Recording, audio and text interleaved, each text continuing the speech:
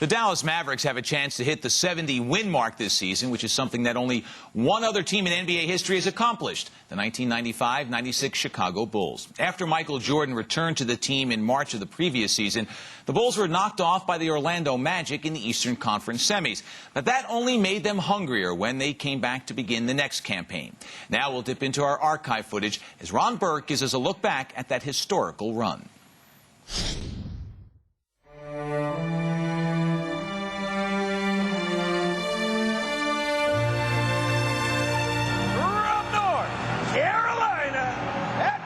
Having Michael back, we felt like that, this was going to be our opportunity to go for it again. You get the tap right, you run your fist side. Here's the pass. Hey! With Jordan and Pippen forming an incomparable core, the Bulls jumped out to their best start in history. Dennis Rodman brought a critical piece to the puzzle as the Bulls now boasted the game's most formidable trio. Carving out a vital presence, Rodman epitomized the meaning of team player. We had a good situation for Dennis to come into. Michael and Scotty were here. He respected those players a tremendous amount.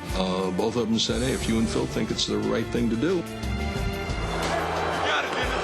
Got it. That's enough, man. That's enough. But what's unique about this team is that in years past, teams generally have had to take some time to gel as a group.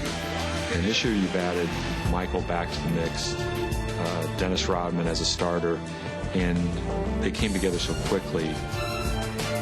But even with their star-studded nucleus, the Bulls would demonstrate all season long that winning was a total team effort.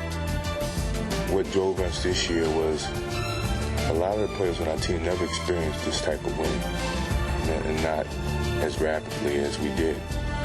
From Randy Brown to Steve Kerr to Judd Boucher. A lot of these guys have been on other teams that have never won. And the bench delivers again. So the motivation was even greater, not just from the starting five, not just from Scottie Pippen, myself, Dennis Rodman, the guys who have experienced it before, but from the guys who were on the bench supporting and coming in and relieving us of minutes. They wanted it more than we did because they've never experienced anything like this in their lives. Some had never experienced the full measure of Michael Jordan. But by the end of November, that too would change. I remember back a game in it was Vancouver. We should have lost the game.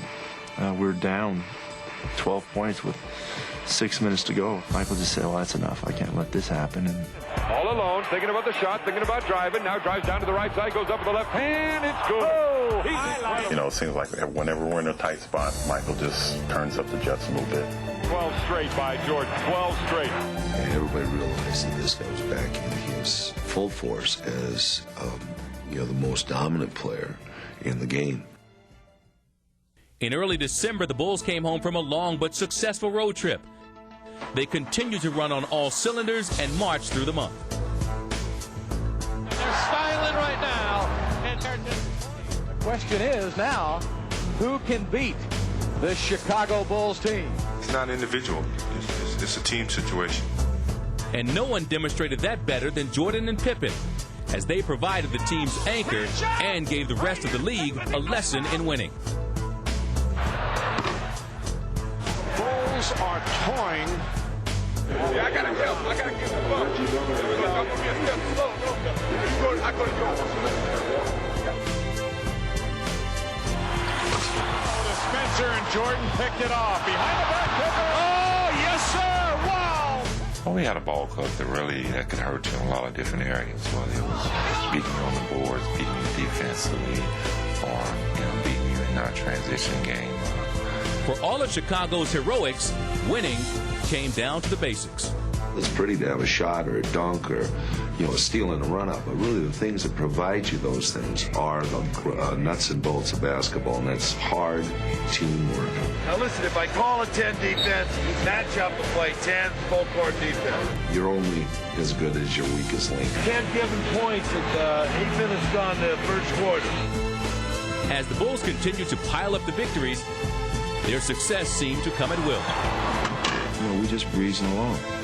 But you always, in the back of your mind, you realize you get off to a good start. And we kept going. And the next thing you know, it's all-star break, and we just sitting out there by ourselves.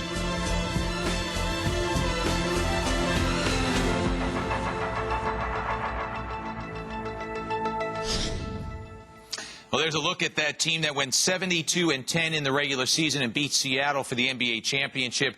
33 wins on the road. They were 39-2 at home. That was the first of our three-part series that looks back at those 96 Bulls. We'll have part 2 tomorrow night, and then a special presentation on Wednesday as we show you part 3, along with our exclusive interview with Scottie Pippen as he provides his own recollections about the team. Jim, what do you remember most about that club? What stands out for you? The thing that stands out the most for me, obviously they were a great collection of talent, but I think one of the things that stands out when you think about that team is how they all just came together, and a couple of the guys spoke about that during the piece, the ability to put everything together so easily and start the season that way and catch the snowballing effect and continue to play. Now, granted, they had a lot of good talent, but still, to put a lot of talent on the floor, you still have to get it to mesh, and that was the thing that I think, past the talent, made them that good. And we heard Jerry Krause talking a little bit about it in the beginning of that piece. They went out and got Dennis Rodman. Right. They traded Will Perdue to San Antonio. And they knew what they were getting. Sure. They had to run it by a couple of guys, and he fit in perfectly. Toward the end, got a little crazy. I'm not sure how many hair colors we saw in that piece. But it was up to 3 or 4. He led the league in rebounding again and kept quiet for the most part that season. Well, see, and the key, I think, becomes, Matt, when you have a great leader like you have in Jordan, and then you have a guy like Scottie Pippen who's right up in there, and not quite at that level, but another leader like Jordan. And I think one of the key things becomes a guy like Rodman back then comes in with all the hair colors and all the things he's going to do, the extravaganza that he's going to bring on and off the floor.